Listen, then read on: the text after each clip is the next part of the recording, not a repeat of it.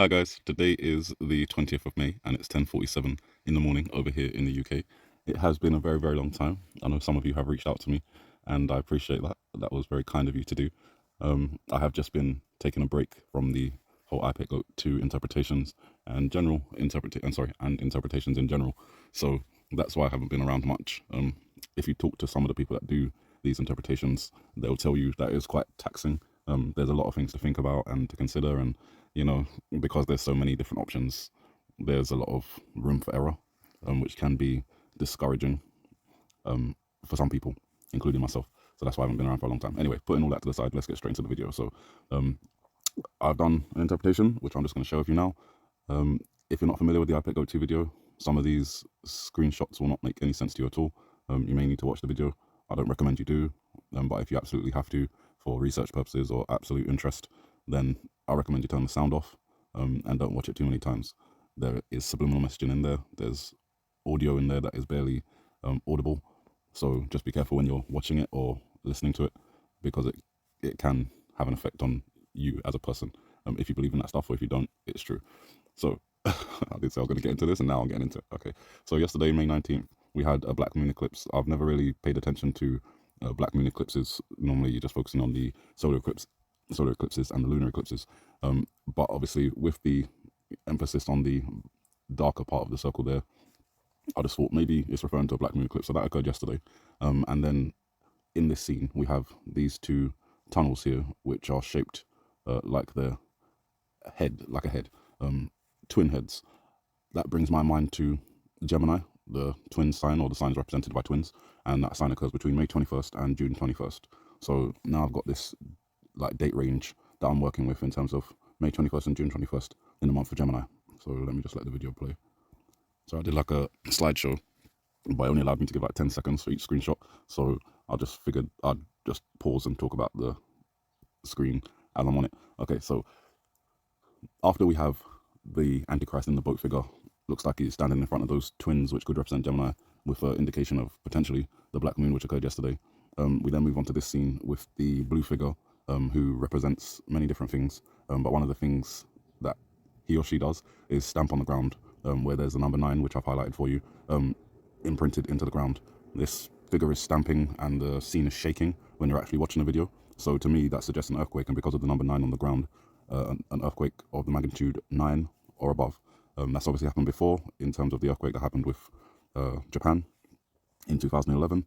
This video was released in 2012, so it is possible that they were just referencing that tsunami in this imagery. But I think they were talking about another tsunami to come in the future after another earthquake to come in the future. And I think that earthquake is going to be located in the Indian Ocean. So just here, it moves on to the next frame in this scene, and the figure is wearing the mask of the Hindu god Shiva, which represents destruction, among other things, but probably the main thing that this Hindu god is known for is destruction. And because this frame, as I've written on the screen, follows the snapping and shaking, I'm taking that together as a earthquake associated with India or in that region. So I'll put here, I suggest the earthquake is located in the Indian Ocean or in India. Now I've talked about an earthquake in the Indian Ocean generating a tsunami before, but this is just me kind of trying to pin it down a bit more, if you will. So I'm just going to fluff a bit as I wait for the next screen to come along. La la la, there we are. So then we have this scene, which has these fish with like barcode symbols on it, and we did the research a long time ago, and I found that they were called tsunami fish. So they were found, actually, as you can see from this little article over here, the tsunami fish is the surviving specimen of 5 striped beakfish that lived for more than 2 years in the partially submerged hull of the Japanese boat Seishunuru. Sorry if I messed that up. After the boat broke loose and went adrift during the 2011 Tohoku earthquake and tsunami. So here we had in 2011 these fish, as you can see in the image just here, barcode-like fish, which survived for 2 years in the hull of a boat. And here we have these fish jumping into the hull of a boat following a scene which suggests an earthquake. And they are called tsunami fish. So that would suggest that a tsunami is being talked about in this particular video, in this part of the video, an earthquake followed by a tsunami. And as I said, with the representation the figure is wearing, the Hindu mask Shiva, it just brings me to India or that region. The Indian Ocean, of course, is where a tsunami would come from in that region, if a magnitude 9 earthquake did hit it. So let me just move on to the next scene. So if this is a bit slow, the slides are actually only 2 minutes, 10 seconds, but the talking takes me a little while. So if there is an earthquake in the Indian Ocean region, that part of the world, the ocean, is surrounded by multiple countries, a couple of which I think are highlighted in this video. So I'm just going to point them out. This one here, we have obviously the black characters, so we're kind of drawn to Africa in that sense. And then we have the skull and crossbones, which obviously have a representation with, you know, the skull and crossbones society and 322 and all of that stuff. And we have the upside down cross reference to Antichrist and other things. But the skull and crossbones symbol, in connection with black people from Africa, could have a connection to pirates, and pirates are generally connected to Somalia. And obviously Somalia is one of the countries that's around the Indian Ocean. So that's one of the countries which I think the IPEC Goat 2 video is depicting. You can see the water in the background there. Just looks like there's an issue with water in that particular region. Obviously they are a coastal country, so being near water isn't anything to be, you know, write home about, be surprised about. But obviously in this interpretation, it would be a tsunami. And it does look like, if I just go back very quickly, that they're in some sort of mountain-like region. You can't see ground, you can just see like what looks like the tops of mountains. So I would think that these two characters have climbed to safety somewhere up high, and we're looking at quite a large tsunami in the background coming in from the Indian Ocean into Somalia. Excuse me, I've got a blocked nose, so if I keep stopping to breathe. In this next scene, again, we have the potential for another country in that Indian Ocean region being depicted. The O and the Z on the chart over here are tilted, and when this scene first starts, the room does shake a bit. So again, it gives you that reference to instability, perhaps an earthquake. O and Z, nickname, if you put them together, is Oz, which is a nickname for Australia. And again, as I said, Australia is located in the Indian Ocean. So I think that some aspects of this video are pointing to a large earthquake in that region, followed by a tsunami, which affects several of the countries in that region. So I just brought up the map here. You can see Somalia over here. You've got Australia over here. The blue character wearing the Shiva mask, giving us the representation of India, which is over here. And then later on in the video, there'll also be representations for Pakistan, Iran, and Afghanistan, but that's not showing up on the map here. But as you can see, it's like countries that surround the Indian Ocean from northeast and west. So let me just continue a little bit. It has been such a long time. I feel so awkward doing this now. So here we have what I think is a representation of Iran. And I think that either during the tsunami, because we have this flowing, what looks like snow, but could be water flowing forward.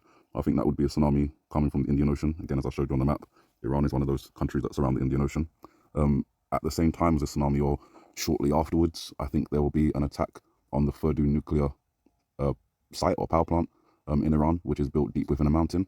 And obviously Israel has made quite a bit of noise about this particular facility. And it's located in a city which is called Qom. If I'm saying that right, I'm probably not. But it's a holy city.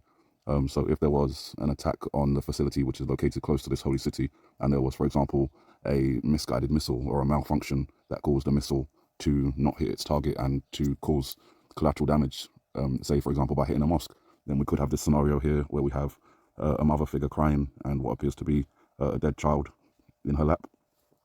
The bottle she's holding is known as a tear catcher or tear bottle. There's also another name for it, but I've forgotten how to pronounce it, so I won't bother. But the bottle is open. Usually they have some sort of stopper or lid.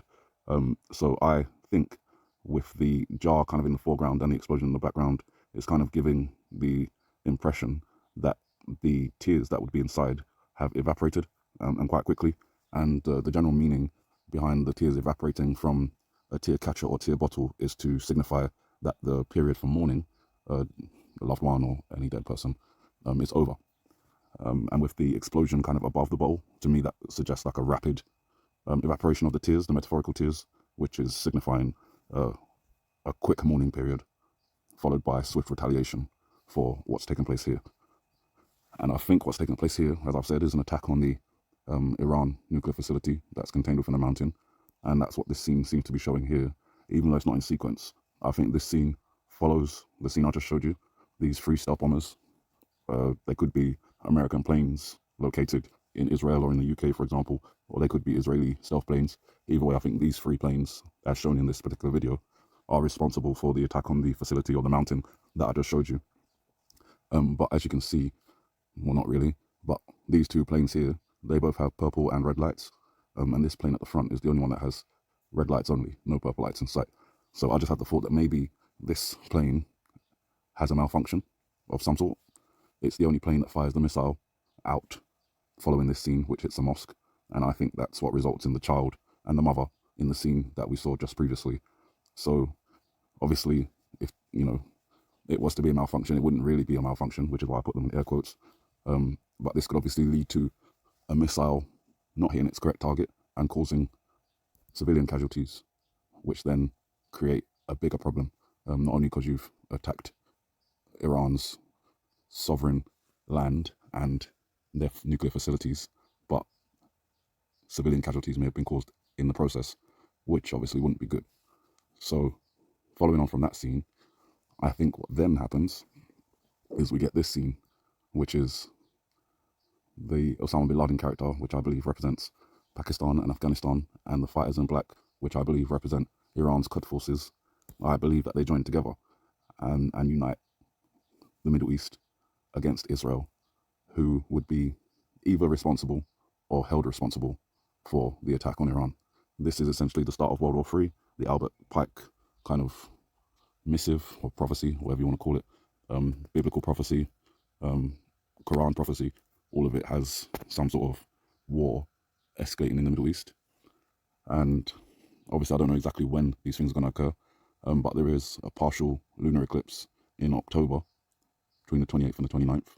And then we have the 31, which I've always pointed out, the 3 and the 1, could be 13, but 31 is the way it's written, over here in the clouds, which could signify the 31 following this partial lunar eclipse, which is in October of this year. So that is kind of giving me a timeline between May 21st and June 21st for an earthquake and tsunami to occur, and then either around or on June 21st, the attack to take place on Iran's nuclear facilities. And then we have a period of mourning if there is civilian casualties from that attack, which is somewhere between 40 days and, as you're seeing on the screen here, 4 months and 10 days. But this is generally for a widow to mourn her dead husband. I couldn't find anything specifically for a widow mourning her child, but I would assume it would be equal to or longer than the 4 months and 10 days. So if the attack took place on June 21st, which is the last day of the Gemini, which is in this video, and we waited then 4 months and 10 days for a mourning period, that would bring us to October 31st, which again may be exactly when this video is showing that Iran, Pakistan, Afghanistan, maybe some other Muslim countries join together and unite against the Middle East, unite against Israel for the attack or alleged attack on the Iran nuclear facilities. So I think that's quite significant, perhaps giving us a real narrow timeline of events. I guess the real key here is to look out for any earthquake magnitude 9 or above in the Indian Ocean occurring between May 21st and June 21st, and then for an attack on Iran to take place around or on June 21st, and then for the retaliation to come after a mourning period of 4 months and 10 days on October 31st. And we're getting to the last bits of the video now. So just here, I wanted to point out that in Islam, they believe that the soul of a loved one can come back to visit loved ones on the 7th and 40th days of their death, as well as 1 year after their death. So if the attack on Iran was to take place on June 21st, and it was to cause civilian casualties, which resulted in, civilian death, child death, then we could have a year later a representation of the soul of that child revisiting their loved one a year later. So that would be around June 21st, 2024. So when I look at the iPad Goat 2 video for confirmation of that, I see the child rising up, which could be the representation of the soul of this child visiting loved ones after a year of death. And it just so happens that there will be a full moon almost a year to the day of June 21st on June 22nd of 2024. So in terms of astrological signs and signs relating to periods of mourning with Islam and stuff like that, it does all seem to line up. So I'm just going to run through it very quickly, just for a recap, and then I'll end the video. So June 21st, between May 21st and June 21st, we're looking out for an earthquake in the Indian Ocean, magnitude 9 or above, which could generate a tsunami affecting countries like Somalia, Iran, Pakistan, Australia, and India. If that happens, we'll then be looking out for an attack on Iran sometime on or around June 21st.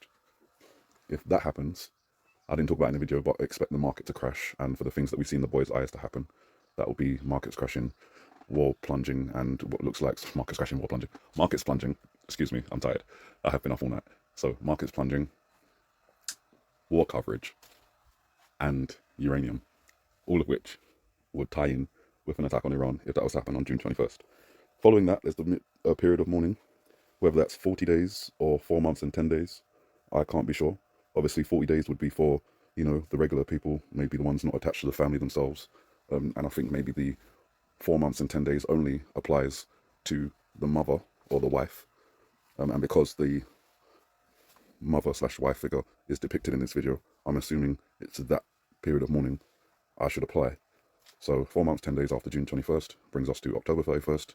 This seems to be the date on which the Middle East decides to retaliate against Israel for the attack. And obviously that leads on to escalation in the Middle East. At the same time, I'll just quickly add on, I didn't speak about it in this video, but at the same time, there's the potential for China to go for Taiwan, which would draw America into that conflict.